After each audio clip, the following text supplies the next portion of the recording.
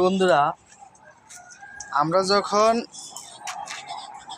উস্তাদের সাথে কাজ করছি, হেল্পারি করছি, তখন রাজমিস্ত্রি কাজ, রড মিস্ত্রি কাজ, সব কিছু সেন্টারিং উস্তাদ যেটা করতাম রোজই করতাম।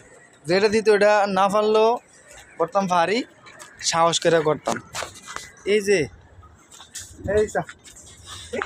এদিকসা এরে যখন রাজার কাম করান, মশলা টশলা বানাতে দিলে ঠিকই পারবো, বস্তা টানলে টান পারবো।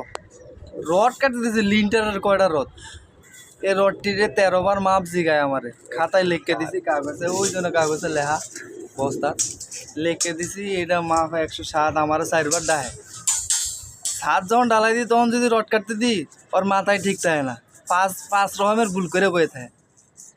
তুই কন এমনি কি কাজ শিখা সম্ভব?